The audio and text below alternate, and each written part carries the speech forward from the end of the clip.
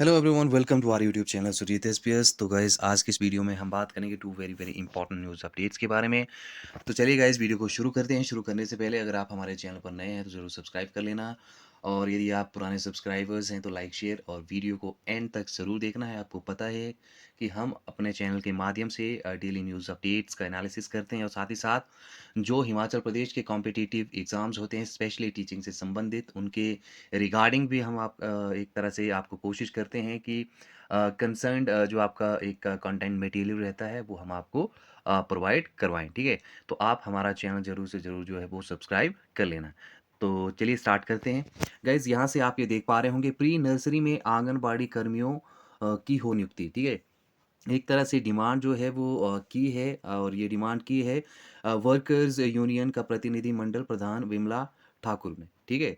और इन्होंने ये, वैसे बेसिकली बात करें तो इनके जो लोकल अर्की के जो लोकल एक एमएलए हैं उनसे किया है, लेकिन इन्होंने जो इनडायरेक्टली है वो गवर्नमेंट से डिमांड की है कि जो प्री नर्सरी है, ठीक है? उसमें जो है वो सिर्फ़ और सिर्फ़ आंगनवाड़ी वर्कर्स को ही कंसीडर किया जाए, क्योंकि वो 6 साल से छोटे बच्चों को जो हैं वो पढ़ाते हैं, दे आर एक्सपीरियंस होल्डर, ठीक है?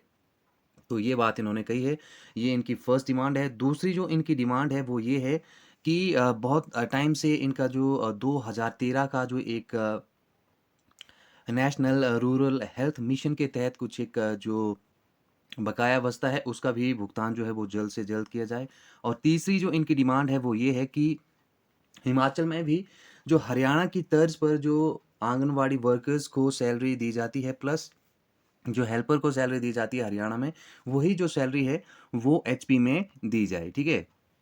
और हरियाणा की बात करें तो हरियाणा में 11,500 जो है वो जो आंगनवाड़ी मैडम होते हैं उनको दिया जाता है, और जो हेल्पर होते हैं उनको 5500 रुपये जो है वो पर मंथ दिया जाता है, ठीक है? आप सभी को पता ही होगा कि जो आंगनवाड़ी के जो कर्मी होते हैं उनको मान दे दिया जाता है, सैलरी से उनको नहीं दी जाती है, ठीक है?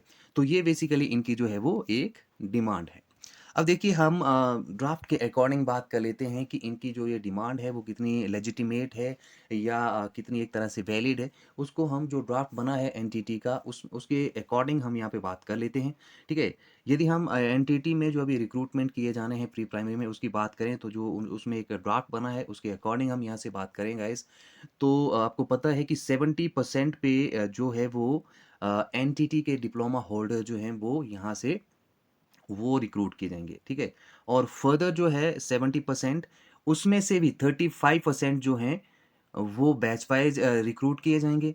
मैं कई बार पहले ही आपको बता चुका हूँ, अगर आपने अभी तक हमारे वीडियोज़ वो पुराने वाले एनटीटी के रिगार्डिंग नहीं देखे हैं तो ज़रूर प्लेलिस्ट में न्यूज़ अपडेट करके एक प्लेलिस्ट में एक फ़ोल्डर बना है, आप वहाँ जाएँ, ठीक है? और सबसे पहले वो वीडियोज़ देख लें, ठीक है?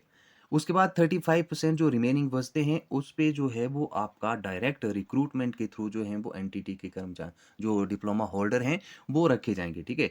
ये जो है वो अकॉर्डिंग टू ड्राफ्ट ये पूरी चीज़ें जो हैं वो क्लियर है, ठीक है? अब यहाँ तक 70% की तो हमने बात कर ली। अब दूसरा जो रिमेनिंग हमारा 30% है, 30% की अपन बात करें यहाँ से, तो इस पे जो है वो आंगनवाड़ी वर्कर्स जो हैं रखे जाएँगे। तो ड्राफ्ट के अकॉर्डिंग तो आंगनबाड़ी वर्कर्स जो हैं वो इंक्लूड हैं एनटीटी के रिक्रूटमेंट प्रोसीजर में।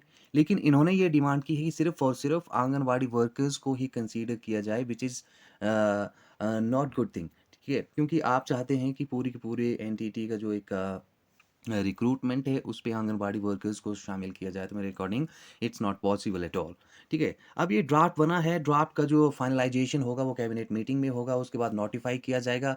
तो कोशिश तो यही है, सरकार ने भी कहा है कि फेब तक जो है वो जो आपका एनटीटी का रिक्रूटमेंट का जो सारा का सारा प्रोसीजर है, इट विल बी फाइनलाइज्ड, ठीक है? तो till then you have to wait a lot, and then we will decide कि एग्जैक्टली जो है वो किस तरह से आपने प्रिपरेशन करनी है। इसके अकॉर्डिंग मैं आपको बार बार कहता हूँ कि एनटीटी के से संबंधित जो भी आपका कमीशन होगा, उसके लिए आप जो है वो हमारा चैनल ज़रूर सब्सक्राइब कर लेना। हम आपके लिए जो है वो प्रिपरेशन चलाएंगे, ठीक है? जो भी आपके कंटेंट रहते हैं, सिलेबस जो भी रहता है, ठीक है? एक बार ये पूरा पैटर्न जो है फाइनलाइज हो जाए, सारे जो डाउट्स हैं वो क्लियर हो जाएं, उसके बाद हम जो है वो आपके लिए ज़रूर एनटीटी का जो प्रिपरेशन है वो करवाएंगे, ठीक है? तो इन सब के लिए आपने हमारे चैनल पे बने रहना है, ठीक है? तो आप जो है वो बता देना मुझे कमेंट करके कि जो आंगनवाड़ी वर्कर्स की ये जो डिमांड है वो कितनी लेजिटिमेट है और कहाँ तक जो है वो सही है, ठीक है? अब इन्होंने कहा है कि एक्सपीरियंस 6 साल से छोटे जो बच्चे हैं उनका ये सच बात है कि ये पढ़ाते हैं 6 साल से छोटे बच्चों को, ठीक है? और सरकार ने भी इन्हीं चीज़ों को ध्यान में रखते हुए 30% पे इनको जो है वो रिक्रूटमेंट में इन्वॉल्व करने के लिए जो है वो सोचा है, ठीक है?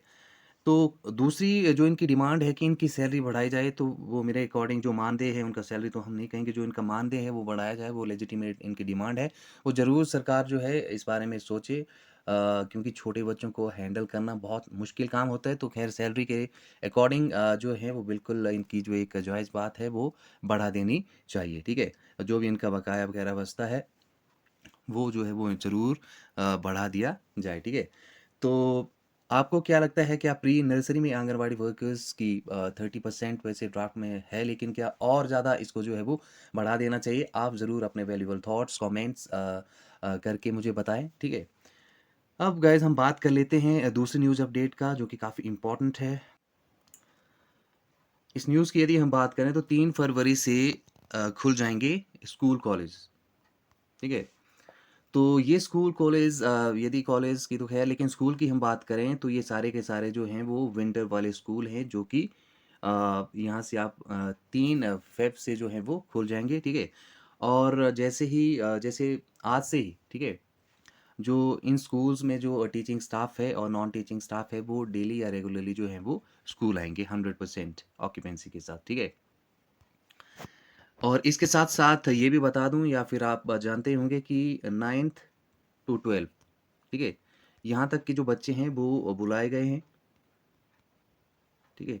और जो कोविड का जो प्रोटोकॉल होता है, वो आपको पता है कि वो फ़ॉलो करना ही होता है, बच्चों को भी और टीचर्स को भी, ठीक है? इसके अलावा 5 डे वीक की बात करें तो 5 डे का जो वीक का जो एक इन्होंने प्रोसीजर चलाया था, उसको भी अब जो है वो रैप अप कर दिया गया है। अब आप जो है फुल वीक जो है वो आएँगे, जो भी सरकारी कर्मचारी डिफरेंट डिफरेंट डिपार्टमेंट्स में काम करते हैं, वो डेली अब जो हैं वो अपने ऑफ़िस आएँगे कंसर्न्ड डिपार्टमेंट में, ठीक है? और इसके अलावा शादी समारोह की बात करें तो यहाँ से आप ये देख पा रहे होंगे 250 और 500 लोगों तक की जो अनुमति है वो दी गई है, ठीक है? कोचिंग सेंटर में भी जो है वो 50% ऑक्यूपेंसी के साथ इसको जो है वो खोल दिया गया है, जो कोचिंग सेंटर है इनकी बात करें तो। और रैली की बात करें तो रैली में 1000 तक जो लोग हैं वो आ सकते हैं, ठीक है? अब थोड़ा-सा हम विंटर के जो स्कूल्स हैं, उनके बारे में भी बात कर लेते हैं कि क्या एग्ज़ैक्ट वहाँ पे सिनेरियो बन सकता है। देखिए, अभी इन्होंने कुछ नहीं कहा है, क्योंकि 46 डेज़ का जो हॉलिडे का जो रहता है, अभी वो चला है, इन प्रोसेस है, तो इन्होंने, सरकार ने अभी तक कुछ भी नहीं कहा है। लेकिन जैसे ही 16th ऑफ फ़ेब से विंटर के स्कूल जो हैं वो रीओपन होंगे, तो मोर लाइकली 8th से लेकर जो एक एक्सपेक्टेड है 8th टू 12th, यहाँ तक के जो बच्चे हैं वो फर्स्ट सेगमेंट में बुलाए जा सकते हैं, या फिर हो सकता है कि 9th टू 12th ही बुलाए जाएँ, या फिर हो सकता है कि 5वीं से लेकर +2 तक बच्चे बुलाए जाएँ। स्टिल अभी तक कुछ भी कहा नहीं जा सकता है, ठीक है? लेकिन अभी ये श्योर है कि जो विंटर के जो स्कूल्स हैं वो 16th ऑफ फ़ेब से ही स्टार्ट होंगे, ठीक है? तो गाइज़, ये थे कुछ एक इम्पोर्टेंट कैबिनेट के डिसीजंस, जिसको कि आज हमने डिस्कस किया। उम्मीद करता हूँ कि आज का ये वीडियो आपके लिए काफ़ी बेनिफिशियल, इन्फॉर्मेटिव और नॉलेजेबल रहा होगा। अगर आप इसी तरह के वीडियोस हमारे देखना चाहते हैं तो चैनल को ज़रूर सब्सक्राइब कर लेना, ठीक है? तो आज की वीडियो में इतने। Thank you very much. Thanks for watching. Take care, good bye and be safe.